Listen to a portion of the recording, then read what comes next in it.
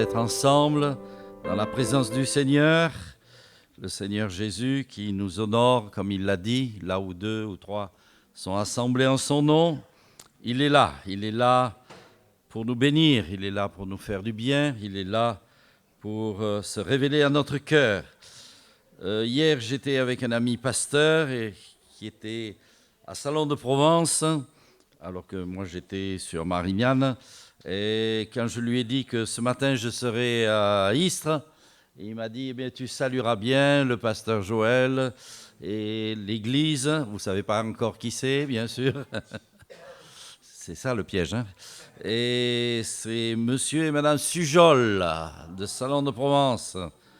Ah, il est resté quand même quelques années à côté, hein. Je crois au moins une dizaine d'années, hein. Voilà, c'était un voisin proche, comme on dit. Ben, moi aussi, je suis un voisin proche, hein. Marignane est ici, c'est pas loin, hein. La voiture, elle y va toute seule, hein. Bon, eh bien, aujourd'hui, nous voulons ouvrir, bien sûr, comme toujours, nous le faisons, la bonne parole du Seigneur, et nous allons lire, pour introduire ce message, dans l'Épître aux Hébreux. L'Épître aux Hébreux. Chapitre 13, et voilà, c'est formidable, tout apparaît. Le bon verset, chapitre 13, verset 8. Alors, je pense que vous le connaissez bien. Jésus-Christ est le même hier, aujourd'hui et éternellement. Amen. Jésus-Christ est le même hier, aujourd'hui, éternellement. Je me rappelle que quand j'ai commencé à prêcher, il y a bien quelques années de ça, et c'était un verset qui était souvent dans le centre de ma prédication, hein. On l'utilisait assez abondamment, montrant que le Seigneur ne change pas, hein. Il est le même, il n'a pas changé, hier, le passé, autrefois, aujourd'hui, le présent, maintenant, et puis éternellement, hein. Nous, on a un peu changé avec le temps, hein. Peut-être, je ne sais pas si vous êtes conscient, mais il y a quelque temps, je suis allé dans une église, on m'a dit « Monsieur Julien, vous ne changez pas ». Ils sont braves, hein. Ils sont braves. Mais moi, quand je les ai vus, je les ai trouvés qu'ils avaient changé, parce que j'avais du mal à les reconnaître. Alors même si j'ai du mal à vous reconnaître, ou vous avez du mal à me reconnaître, c'est normal. C'est David, le roi, qui, même lui, le roi, et même les grands de ce monde, hein, eh bien, il a dit, j'étais jeune, oui, j'étais jeune, j'ai eu 20 ans, 30 ans, 40 ans, 50 ans, 60 ans. Je crois qu'il est arrivé à 70, puisqu'à 30 ans, il est devenu roi et son royaume a duré 40 ans. Ça fait 70. Eh bien, je l'ai battu. Voilà, c'est bien. Moi, je suis octogénaire. Mais le temps a changé, hein. Vous avez remarqué, tout... Et même ce monde, tout change sans cesse. Les choses... On est un peu comme dans un sable mouvant, hein. Alors, aujourd'hui, on nous dit, ça c'est bien, ça c'est... Ah non, après c'est plus bien. Ah là, c'est empoisonné. Ah là, c'est... Oh là là, c'est compliqué, hein. Mais ce matin, nous avons des valeurs sûres. Il faut avoir des valeurs sûres, hein. Parce que le Seigneur en qui nous croyons, en qui nous avons placé notre foi, notre cœur, notre amour, il ne change pas. Son amour ne change pas. Sa puissance ne change pas. Ses promesses sont là. Il a dit, le ciel et la terre passeront, mais ma parole ne passe pas. Elle demeure. Donc elle peut être le fondement de notre foi, de notre vie. Ce n'est pas sable mouvant, mais c'est un roc, hein, c'est quelque chose de solide. En effet, je suis passé, c'est à Martigues, hier aussi, et on m'a dit, ah non, on ne peut pas passer, le frère m'a dit, on ne peut pas passer sur cette route, et il y a un bâtiment qui va s'effondrer. Ah oui, et pourtant c'est un gros bâtiment. Eh bien, tout peut s'écrouler, et s'écroule, mais le Seigneur ne change pas. Il est toujours le même, il est immuable, invariable. Dans son amour, il nous aime. Il nous a aimés, il l'a manifesté à la croix. Il le manifeste aujourd'hui par sa présence à nos cœurs. Et puis, il demeure parce qu'il ne peut pas se renier lui-même. Il se présente à son Église dans le livre de l'Apocalypse et il vient avec un message pour toutes ces églises, que ce soit Éphèse, Laodicée, peut-être l'Église des derniers temps, la dernière, et il dit, eh bien voilà le message du Seigneur à son Église, l'époux à l'épouse, celui qui est, qui était et qui vient. Amen, là il vient, c'est le futur, il vient. Vous voyez, il y a une perspective, hein? Beaucoup de choses s'éteignent sur ce monde, se passent, s'écroulent, disparaissent. Mais lui, il demeure et il va revenir. Il va revenir comme vainqueur, il revient comme Seigneur, il vient comme roi de gloire, il vient pour manifester son amour en établissant son royaume. Et nous avons une espérance. Amen. Nos yeux ne sont pas simplement sur le passé, on est souvent dans le regret, dans la nostalgie. Ah, on dit autrefois c'était comme ça, et maintenant c'est comme ça, alors ça change. C'est vrai que quand on pense, moi je réfléchis, en 50 ans, on n'avait pas les portables, on n'avait pas Internet, on n'avait pas, oh là là, hein, la vie, on n'avait même pas la télévision à la maison. Hein. Alors le temps a un peu changé. Hein. Heureux. Vous savez, quand je vois Caïn et Abel dans le passé, c'était pas brillant non plus. Quand je vois du temps de Noé, c'était pas brillant. La terre était remplie de violence et ça n'a pas changé. Ça n'a pas changé. Mais nous avons une espérance. Le meilleur est devant nous. Hein. C'est important. Autrefois, oui. Peut-être nous avons un passé, et quand on ne connaissait pas le Seigneur, et la Bible dit, autrefois, vous étiez étrangers, ennemis de Dieu par vos pensées, mais vous avez été, par l'œuvre de la croix, rapprochés du Seigneur. Nous sommes à lui. Et nous devons toujours nous rappeler. Jésus disait, et nous l'avons partagé tout à l'heure, le pain, le vin, vous ferez ceci en mémoire de moi. Vous vous rappelez, notre pensée, elle est il y a 2000 ans quand le Seigneur livre sa vie à la croix, mais notre pensée, elle est sur le présent aujourd'hui, le maintenant. Et je voudrais vous parler de maintenant. Hein, voyez, vous êtes tombé au bon moment, voyez, c'est maintenant. C'était pas hier c'était beau, il y avait un mariage, mais oui, il passait. Hein. Mais maintenant, aujourd'hui, demain, vous allez dire, oui, dans la Bible, on voit, demain, vous avez des projets, vous avez des rendez-vous, demain, il faut que je fasse ça, peut-être, vous êtes en train d'y penser pendant que vous êtes dans ça, demain, j'ai telle chose à faire, il faut que je répare ma voiture, il faut que je fasse ma lessive, qu'est-ce que je raconte? C'est la machine. Bon, demain. Non, revenez à maintenant, hein? Dans le temps présent. Je vois qu'il y en a qui sourient parce que peut-être il y a des vérités quand même, je dis. Hein? Le temps présent. On dit qu'aujourd'hui, les gens sont malheureux parce qu'ils ne vivent plus dans le temps présent, hein, où ils sont dans le futur, ils courent après l'avenir. Non, aujourd'hui, maintenant. 2 Corinthiens 6, 2. Voilà, car il dit, au temps favorable, je t'ai exaucé. Au jour du salut, je t'ai secouru. Voici le temps favorable. Voici maintenant le jour du salut.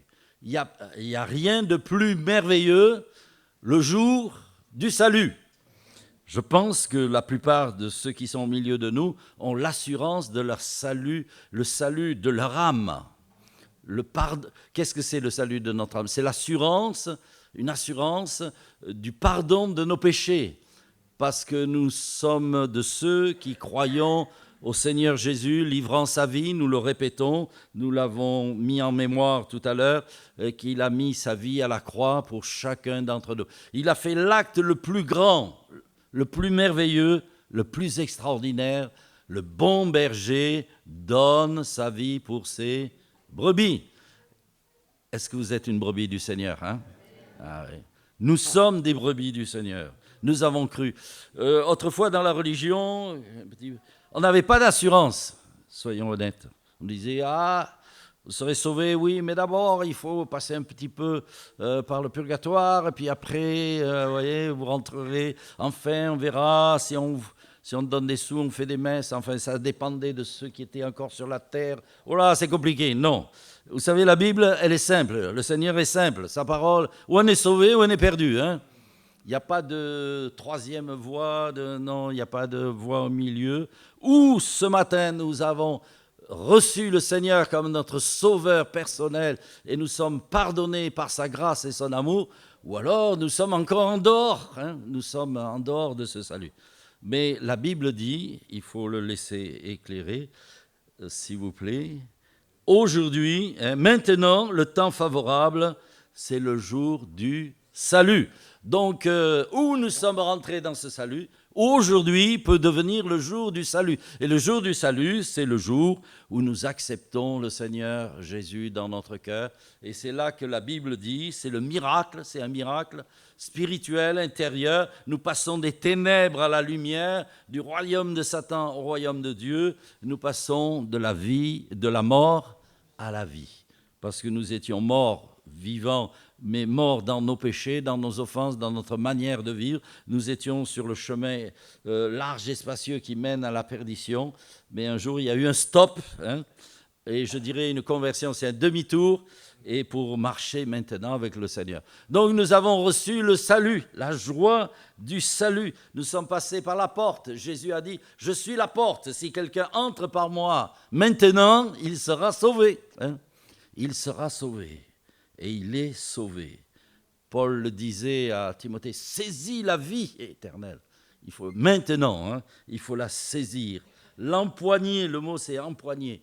Et cet homme qui disait, mais qu'est-ce qu'il faut que je fasse pour être sauvé? Crois au Seigneur Jésus et tu seras sauvé. C'est simple.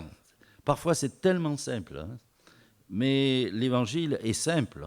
C'est les hommes, la religion qui compliquent les choses. Ce matin, si j'ouvre mon cœur au Seigneur, le Seigneur, il vient en moi me laver, purifier, pardonner. Il fait de moi une nouvelle créature et je deviens son enfant. C'est ce que nous allons voir. Et ça, c'est pour maintenant. 1 Jean 3, 2. Voilà. Bien-aimés, nous sommes quand? Maintenant, enfants de Dieu. Vous êtes enfants de Dieu, pas demain, pas hier, mais aujourd'hui. Et aujourd'hui, c'est 24 heures. Mais maintenant, c'est que le temps présent. Et l'assurance que nous avons du salut, eh bien, c'est maintenant. Nous sommes enfants de Dieu. Ce que nous serons, futur, voyez, maintenant et le futur.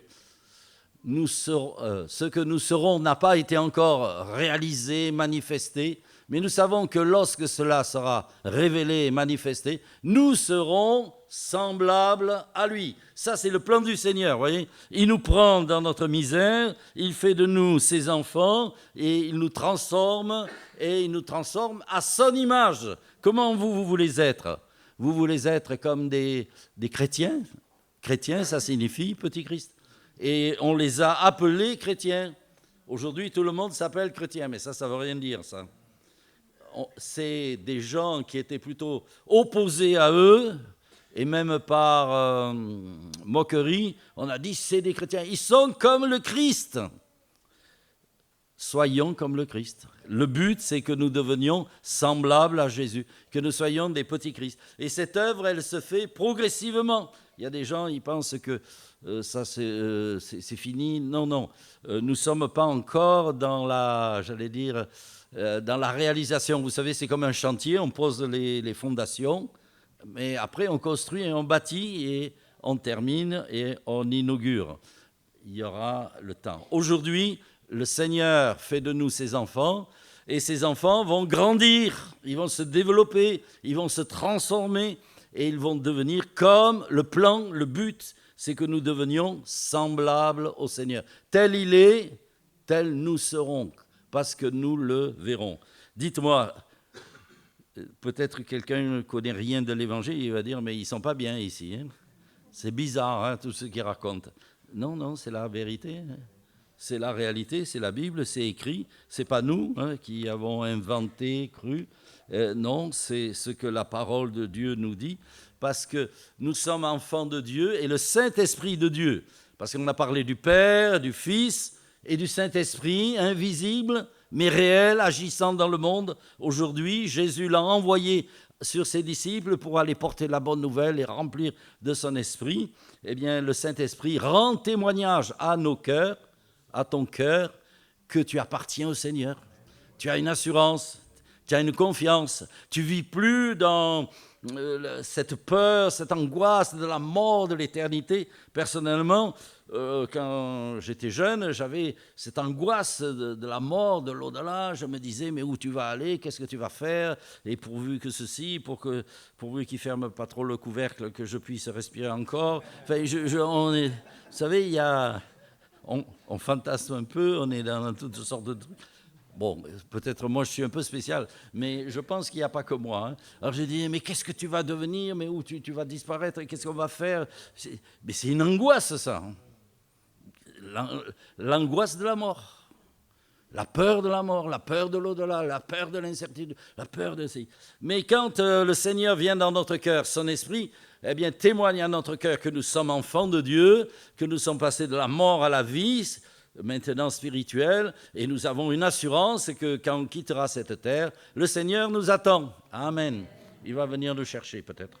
Bientôt, hein, on ne sait pas, ni le jour ni l'heure, mais que d'une manière ou d'une autre, la Bible dit qu'il va revenir.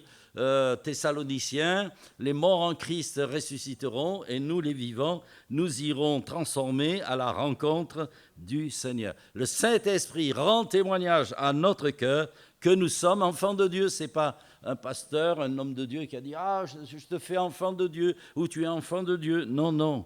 Tu reçois dans ton cœur la conviction, l'assurance, la certitude, eh bien que tu es maintenant enfant de Dieu. Troisième maintenant, parce que c'est tout pour maintenant. Après, Romains 8, 1.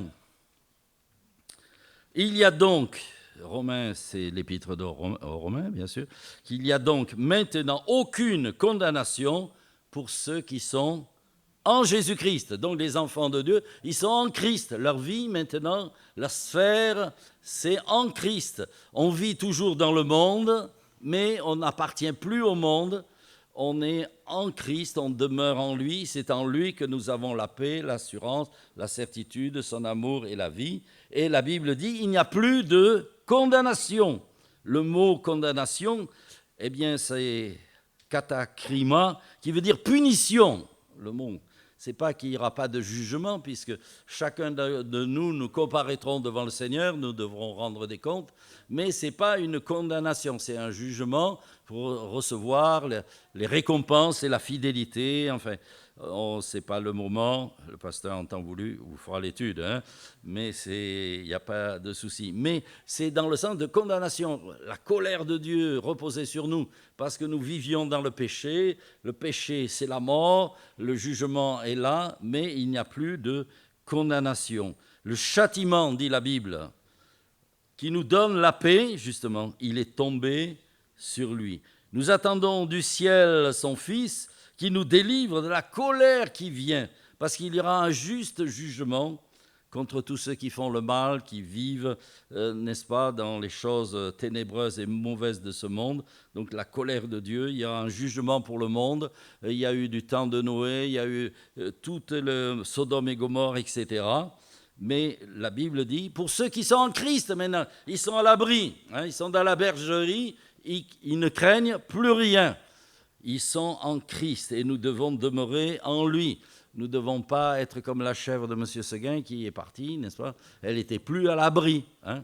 C'est bien d'être à l'abri dans une bergerie. Hein? On est bien ici. Surtout, j'ai vu ces derniers jours, il y a eu des orages terribles. Hein? Mais quand vous êtes là, vous êtes bien. Mais si vous êtes sur la route, vous tombez, il y a des grelons qui vous tombent sur la tête, hein, comme des œufs de pigeon. On n'est pas à l'abri. Mais nous sommes en Christ et il faut demeurer en Christ. Romains 6, 22, 23 dit ceci, Romains 6, 22, 3. Mais maintenant, vous voyez, c'est maintenant. Hein. Maintenant, je suis dans le salut. Maintenant, je suis enfant de Dieu. Maintenant, il n'y a plus de condamnation. Maintenant, je suis libre en Jésus-Christ.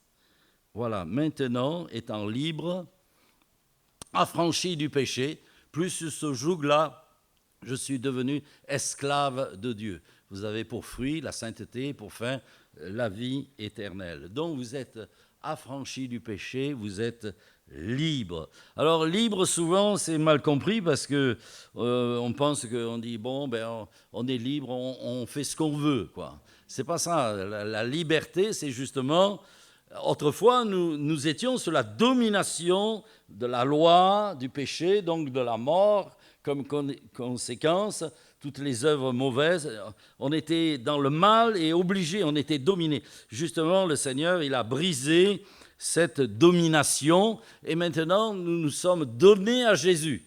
Notre liberté, c'est volontairement et par amour que nous livrons notre vie au Seigneur pour être des porteurs de liberté, d'amour, de bonnes nouvelles, des disciples du Seigneur Jésus, étant affranchis. D'ailleurs, Jean 8, 36 le dit, c'est peut-être pas affiché, mais peu importe. Si le Fils, si le Fils vous affranchit, vous êtes libre de la domination du mal. Donc libre pour faire le bien, amen. Libre pour aimer, libre pour servir, libre dans la joie du Seigneur. Nous sommes plus sur la condamnation, donc nous vivons une vie nouvelle en Jésus-Christ, notre Seigneur. Est-ce que c'est pas merveilleux, ça? Ah, c'est extraordinaire. Quand on y pense, on dit, mais parfois, certains ont dit, mais est-ce possible? C'est pas vrai. Oui, c'est possible. La preuve, c'est que pour nous, eh bien, nous l'avons expérimenté. Il y a des années, c'est pas de hier, c'est de 61 ans, vous voyez, ça tient bon, et ça continue. La liberté de vivre, d'aimer, de servir le Seigneur. Maintenant, livrez vos membres comme étant esclaves de Jésus-Christ, c'est-à-dire de la justice. Avant, on était esclaves de l'iniquité, et aujourd'hui, nous sommes esclaves de l'amour, de la grâce du Seigneur. Notre devoir, c'est de vivre dans l'amour du Seigneur. Christ est mort pour moi, il vit pour moi, et il règne sur mon cœur, sur ma vie. Je lui appartiens. Parce que maintenant, eh bien, nous sommes des citoyens du ciel. Voilà le futur. Éphésiens 2, 19. Vous n'êtes plus des étrangers. Vous n'êtes plus des étrangers, alors c'est 19. Oui, c'est ça. Ainsi donc, vous n'êtes plus des étrangers, ni des gens du dehors, de l'extérieur, mais vous êtes citoyens des saints, gens de la maison de Dieu. Et la maison de Dieu, c'est nous, c'est l'Église. C'est un corps vivant, c'est spirituel, bien sûr. Et dans cette maison, nous sommes des pierres vivantes, avant peut-être des pierres mortes, mais aujourd'hui vivantes. Nous faisons partie de l'Église de Jésus-Christ. C'est la grande famille du Seigneur. On n'est pas bien dans la famille du Seigneur? Ah, ouais. Je sens que on va jusqu'à ce soir, on reste là. Il y a des jours, il y a des temps. Hein. Maintenant, vous n'êtes plus des étrangers ni des gens du dehors, vous êtes des gens de la maison de Dieu. Vous appartenez au Seigneur. Et ça, c'est quelque chose d'extraordinaire. Et nous sommes le temple où le Seigneur demeure, où il est présent, où on s'attache aux choses d'en haut, où on offre au Seigneur notre reconnaissance. Le Seigneur a fait tellement de bien à nos âmes, à nos vies, qu'il nous a pardonné, il a fait tout cela pour nous, il nous a sauvés, il a fait de nous ses enfants, il a enlevé la condamnation, il nous donne la liberté, nous sommes citoyens du ciel. Donc maintenant, nous lui offrons notre louange, notre reconnaissance, notre adoration, et nous lui donnons gloire. Nous le faisons dans les chants, parce que nous élevons nos cœurs en chantant vers le Seigneur, les louanges, mais il faut abonder en action de grâce, en louange, et ça, c'est pas que dans l'église, même notre voiture, on peut la transformer en chant de louange, hein. C'est mieux que de klaxonner, non, mais il faut que notre cœur, il soit heureux d'être au Seigneur. Et c'est vrai que nous aimons chanter. Je me rappellerai toujours quand j'ai connu, le salut est venu maintenant dans ma vie, je suis sorti de l'église et je chantais un petit chœur, n'est-ce pas? Il me semblait que je marchais dans le ciel, n'est-ce pas? C'est la joie, c'est la joie, c'est la joie du ciel qui déborde de mon cœur, gloire à mon sauveur. Je chantais faux, j'ai fait quelques progrès, mais à l'époque, on chantait ça. Petit chœur. Oh, il n'y avait pas la batterie, il n'y avait pas les grands instruments, il n'y avait pas tout le... Mais il y avait le ciel, n'est-ce pas? Il y avait le ciel, il y avait des petits chœurs. Et je pense que vous aimez chanter, que vous chantez les louanges du Seigneur. Regardez, Paul et Silas, on les a mis en prison, ils chantaient en prison. Alors vous voyez, rien ne les arrêtait. Ils n'ont pas mis la musique et tout. Non. Ils chantaient les louanges du Seigneur. Parce qu'ils disaient, on peut nous mettre en prison, peu importe si on est en prison, on l'est pour le Seigneur, pour l'Évangile, on chante les louanges du Seigneur. Et le Seigneur a entendu ces louanges, et il a envoyé un ange pour ouvrir les portes, tomber les chaînes et les faire sortir vainqueurs. Vous voyez, le Seigneur entend la louange et il reçoit la louange. Et encore, pour terminer, dans 1 Jean 2, 28, « Maintenant, petits enfants, demeurez en lui. » Demeurez en lui. La vie chrétienne, c'est de demeurer dans le Seigneur. C'est pas je rentre, je sors, non, je vais, je viens, je crois plus, c'est bien, c'est pas bien. Non, ça c'est pas ça. On demeure dans le Seigneur. Il y a de la constance, il y a de l'enracinement. On ne va pas être... Vous savez, vous prenez une plante, vous la déracinez, vous la replantez, vous la déracinez. Ça ne marche pas, un jour elle meurt. Non, nous on prend racine. Et prenez racine dans le Seigneur, dans sa parole, dans ses commandements, dans la communion fraternelle, parce qu'on est ensemble. On a besoin des uns et des autres. On ne peut pas vivre tout seul sa vie spirituelle. C'est bien, mais ce n'est pas suffisant. L'Église, quand le Seigneur a annoncé dans les évangiles, il a dit « Je bâtirai mon Église ». Et au jour de la Pentecôte, l'Esprit l'a bâti, cette Église, puisqu'ils étaient les 120 du départ, et ça a formé 3000, 5000, etc. L'Église du Seigneur. Nous avons besoin des uns et des autres. Comment on pourrait mettre en application le commandement « Aimez-vous les uns et les autres ». On n'est pas seul, on n'est pas à l'écart, on est ensemble sous le regard du Seigneur, et le Seigneur est notre Maître. Maintenant, demeurez en lui, persévérez. La foi nous amène au salut, à la vie, comme on l'a dit, mais le Seigneur dit, c'est celui qui persévérera jusqu'au bout, jusqu'à la fin, jusqu'au dernier. Alors peut-être il va y avoir des temps difficiles, on ne sait pas. On voit de l'opposition. J'entendais ce matin encore à la radio, sur une radio particulière, ou au Pakistan, enfin dans tous ces pays. Il faut voir les persécutions qu'ils ont, et en Inde et tout. Nous, c'est du gâteau à côté. Et la difficulté, ils brûlent les églises, ils brûlent les gens. Enfin, on est peu informés. On nous dit ce qu'on veut, mais en réalité, on est peu informés de tout ce qui se passe dans le monde. Et il y a beaucoup de persécutions, de choses difficiles, mais il faut tenir bon. C'est celui qui persévérera jusqu'au bout qui sera sauvé. Eh bien, maintenant, il faut tenir bon, et le Seigneur est là pour nous tenir. Il peut nous préserver de toute chute pour nous faire paraître devant lui dans sa gloire, n'est-ce pas?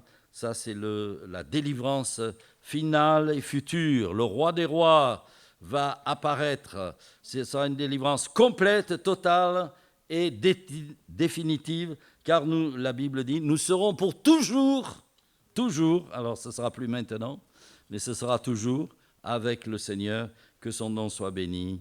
Amen. Merci Seigneur pour l'appel que tu nous as adressé. Nous qui avons qu'un souffle de ce monde, nous qui sommes que poussière, vanité, si faible et fragile, Seigneur, tu as jeté un regard d'amour sur nos vies.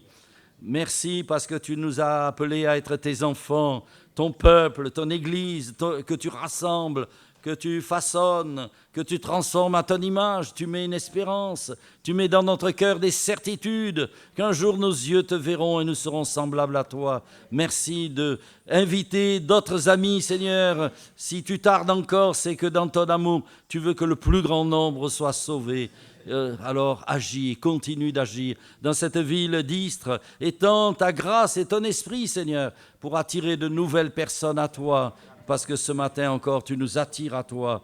Et tu fais ton œuvre, elle est parfaite, elle est glorieuse, elle est merveilleuse, parce que tu es là pour nous aider, tu es notre soutien, et tu es formidable et merveilleux. Seigneur, demeure avec nous, et nous voulons demeurer en toi, pour que ta gloire se révèle et se manifeste, et que ta parole se manifeste.